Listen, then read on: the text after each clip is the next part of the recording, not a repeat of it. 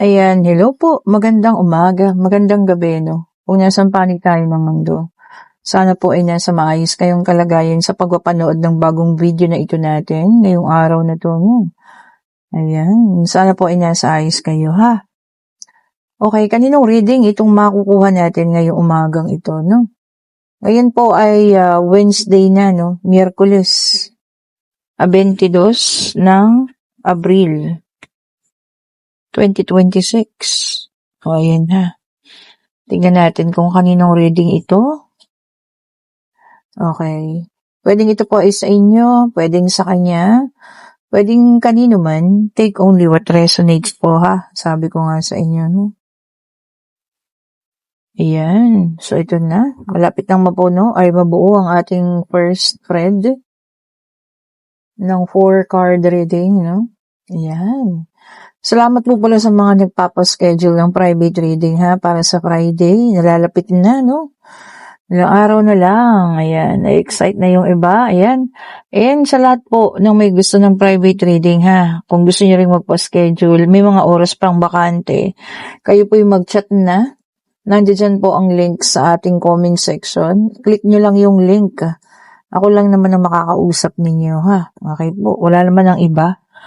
So, pwede kayo magtanong sa akin kung ano pa yung mga available na schedule po, ha? Chat na kayo. Nandyan lang po yung link nasa comment section. Nakapin na. Okay po? Kiklik nyo na lang. O, ayan. Ayan. Tignan natin. 2 na lang ang kulang. Okay. Sige, check pa natin. Ayun na. Okay, so meron tayo rito, Ace of Swords, we have the Death card, ayun. We have the Three of Pentacles, we have the Justice. Meron din tayong Ten of Cups, we have the King of Swords, we have here the Four of Swords, at meron din tayong the Hierophant. Okay. Dito may nakikita ako dito, no, isang tao, no, na parang humihingi ng sign. Gusto niya ng sign, no? Kung po pwede pa siyang bumalik, makipag-usap sa'yo. Ayan ha. Kasi sa nakikita kong dito, no, merong nagtapos na relasyon at meron na rin isang tao na nag-uumpisa na ng panibagong niyang buhay. Okay. So, dito, gusto man niyang ikaw kausapin, gusto man niyang maayos, no? Kasi this is a family din. Pero parang wala siya nakikitang sign na okay, no? Maging maayos. Kasi, para sa'yo, pananahimik, no? Ang inuuna mo ang pamilya, ayan, pag-ayos ng kabuhayan, inuuna mo, siguro kung may mga anak, ayan, ano, kung wala man, mga magulang ang inuuna mo. At ipinagpo sa Diyos mo na lang lahat, no? Kung ano man yung meron kayo nung nakaraan. Ayan na. At alam mo yun, sinabi mo na lang, ibinigay mo na sa Panginoon na kung hindi talaga magiging kayo, wala na. Hanggang doon na lamang, no? At tinanggap mo naman na. So, ayun ano, kaya itong taong ito, hindi niya alam kung paano yung gagawin niya. Kasi wala talaga siyang makitang manggagaling sa'yo na senyalis na magiging okay pa. O, ayan ha. Kahit anong gawin niyang tapang, katapangan, hindi. Nagiging wala eh. Hindi natutuloy yung niya na pagre-reach out sa'yo. Wala.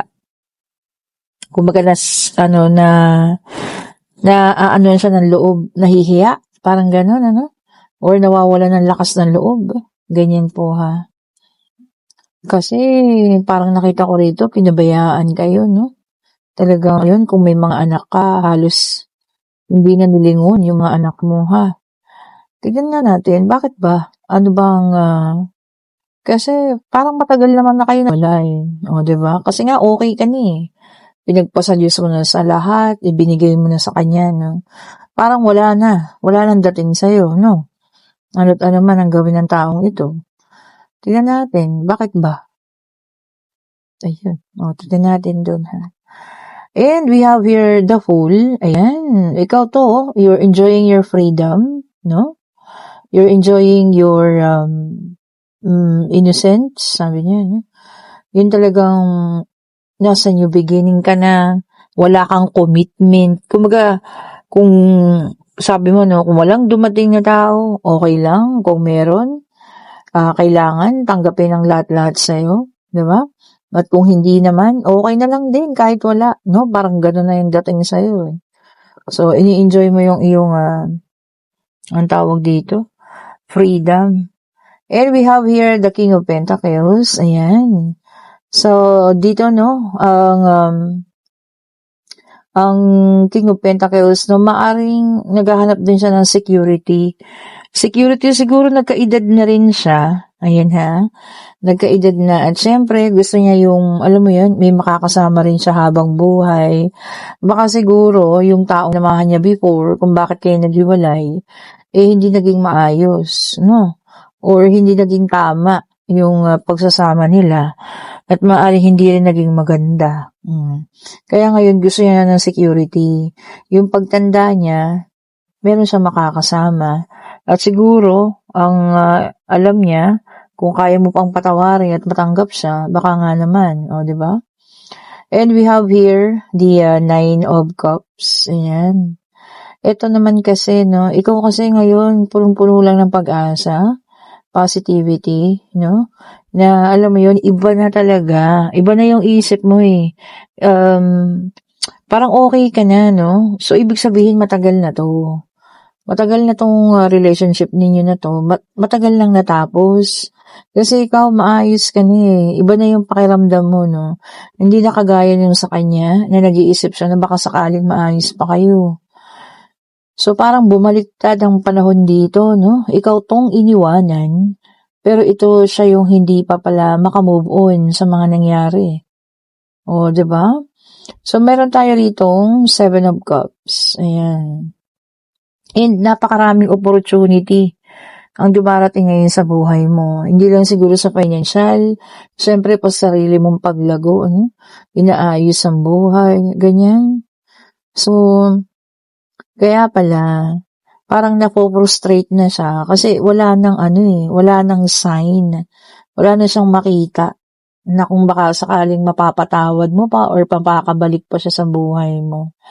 And eto 2 beses lumabas ang death card. Talagang wala na. Pagdating sa'yo, ending na talaga. Tapos na kayo. Yun ang mahirap. O, diba? Siguro, no, wag naman sana, no? Pero hindi rin naman natin masabi na kung sakaling kung ano man ang dinaramdam niya ngayon, kung may sakit man siya or kung ano man, gusto niya kasi sana umuwi pa rin sa'yo or sa pamilya mo or sa pamilya ninyo. Kaso, parang iba na eh, no? Paulit-ulit. And we have here the Ten of Cups. Ayan ha. Yun talaga yung gusto niya, no? Lalo na kung kasal kayo. Gusto niyang bumalik. Okay po, meron man siya o walang nararamdaman sa katawan, gusto niyang bumalik, ayusin kung ano man yung, kasi ang kaso ang tagal na eh, no? Nakikita ko dito, matagal na po itong nangyari, no? And we have here the star, may dalang number 17. So 13 and 17 ang mga numero natin ngayon. Hindi naman siya nawawala ng pag-asa at alam niyo yun, lagi niyang hinihiling yun. Na kahit pa paano sana matanggap siya ng mga anak mo or kung sino man ha. Bigyan ng isa pang pagkakataon kung maaari or kahit tanggapin na lang. So yun na lang yung hinihiling niya rito, no. And we also have here the Four of Swords. Ayan. Ito lang kasi yun sa'yo eh, no. Gusto mo rin protektahan yung peace mo ngayon. 'Di ba? Yung kapayapaan sa bahay ninyo, sa puso mo, sa pakiramdam mo. Gusto mong protektahan 'yan eh. Kaya alam mo 'yun, kahit na ano na yatang ginagawa nitong taong 'to, hindi mo na binibigyan ng pagpapahalaga. 'Yun lang masakit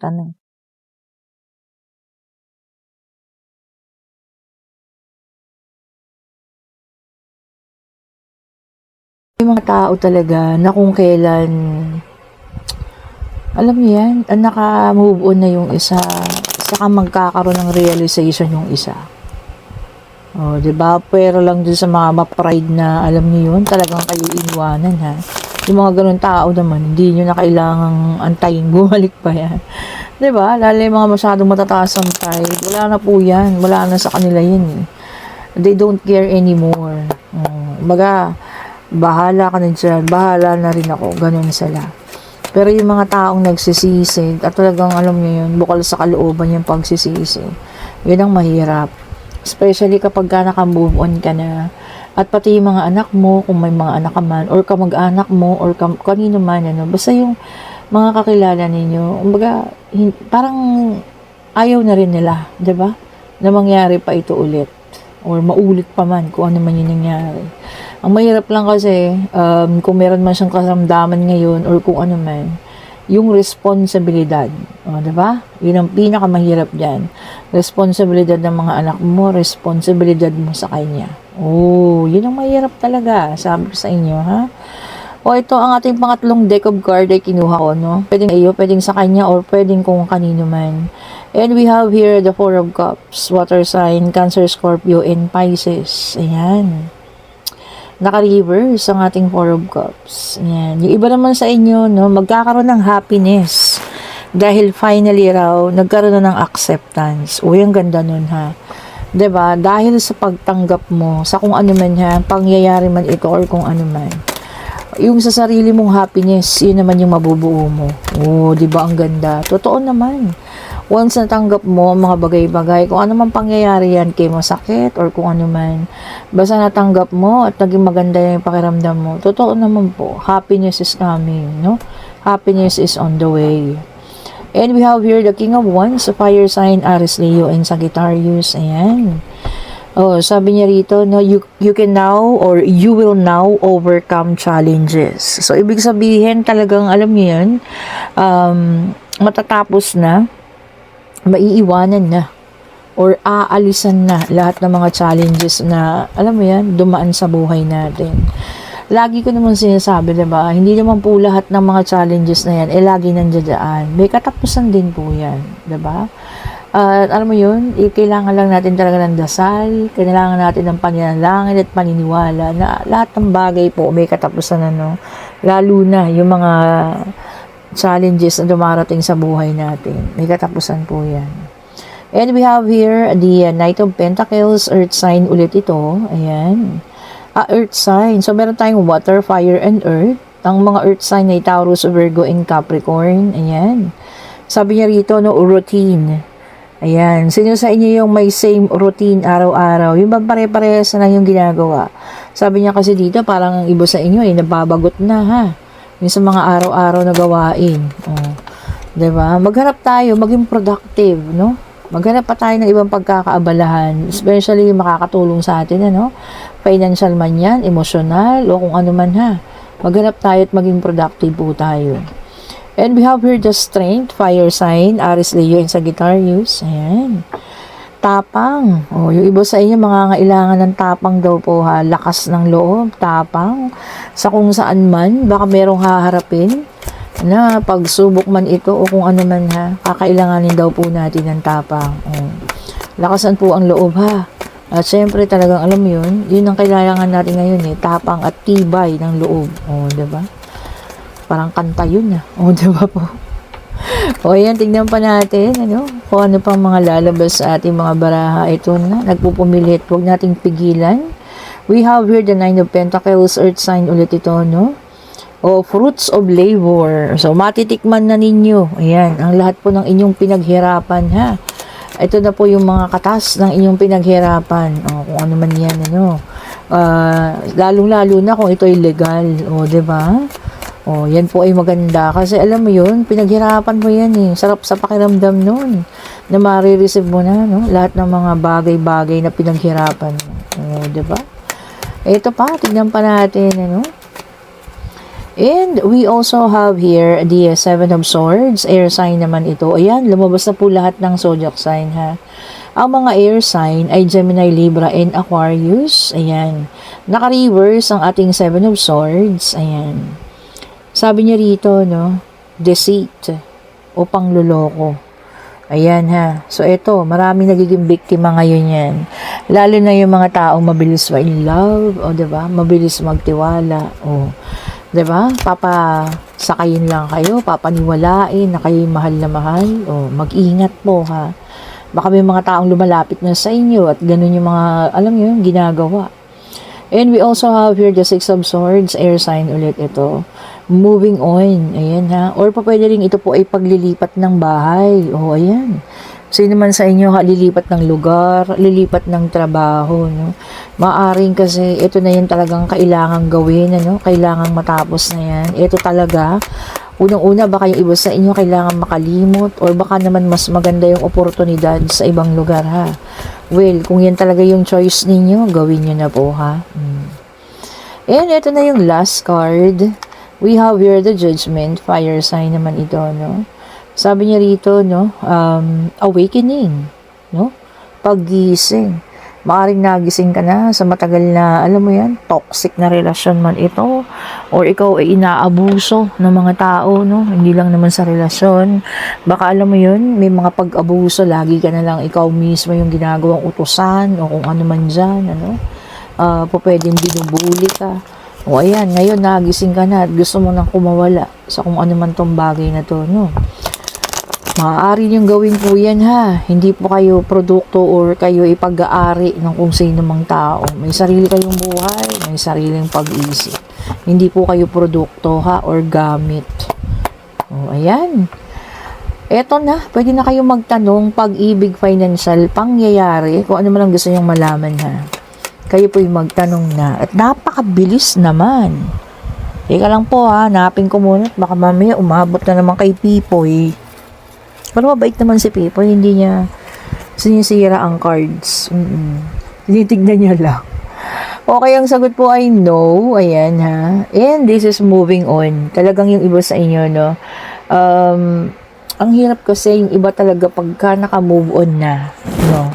Kahit anong mangyari, kahit pa nakakaawa yung sitwasyon, nakakaawa yung tao, kahit ano pa. Wala na eh. Hindi na talaga bumabalik eh. Alam mo yun? Kumbaga, past is past. Kumbaga, time all heals all wounds. Diba? Yung mga sabi nga ganyan. Ano? At talagang wala na. Hindi na, ewan, diba? Kahit for some time o mga ilang panahon, minahal mo yung taong yun. Pero darating talaga sa punto na nawawala po yung pag-interest or nawawala talaga yung damdamin. Ano? Well, ano man, nasa sa inyo pa rin ang desisyon na kung meron mang magbabalik sa buhay ninyo na talagang, alam niyo yun, na minsan sa buhay ninyo ay naging parte din ito ng buhay ninyo ang taong ito. Okay po, maging ito man ay inyong legal na asawa, esposo man yan, o kapartner ninyo, dating ka-live-in, boyfriend, girlfriend, o kung ano man ha. Kayo pa rin sa huli ang magde-decision po. Yun nga sabi ko, no? Okay po, kung nagugustuhan yung ating reading, pa-like, pa-share, subscribe, and hit the notification bell para lagi kayong updated sa mga bagong videos na nire-release natin. At ulitin ko po sa lahat ng gusto mag-order ng ating mga bracelet. Ito, natutuwa ako to, kanina ako po ito tinitignan. Ang cute-cute niya, no? Amethyst po ito, ha, na maliit yung bilog. Ang size po nito is 8 mm yata ang tawag din, ano? Ayan. Tapos yung isa, yung malaking bilog is 10. Kanina ko po siya tinitignan talaga habang nagtatrabaho ko. No? Parang kumakalma ako habang tinitignan ko talaga ang amethyst. Ganda kasi ng kulay niya, violet. Ayan po ha, kayo po yung mag-order na kung ano man ang gusto ninyo ha. At kayo po mag-chat na rin kung gusto niyo magpa-private reading para sa Friday. Ayan, anong araw ba Friday? 24 ba yun? O, ayan ha. Correct me if I'm wrong po kung mali tayo. Medyo pagod na kasi, no? Ayan po, thank you so much po ulit for watching. Pa-like, pa-share, pa-subscribe naman po ha. And hit the notification bell para lagi kayong updated sa mga bagong videos na nire-release natin. Maraming salamat po sa lahat ng mga bagong subscribers, sa mga datihan na sa mga bumabalik. At sa lahat po ng mga nanonood araw-araw. Pasensya na kayo, hindi ko ma-schedule ang ating paraffol ha. Pero i-schedule ko yan one of these days po. Sobrang busy lang po tayo, no? Thank you so much po ulit. Stay safe po sa lahat ha. Bye-bye po sa inyo.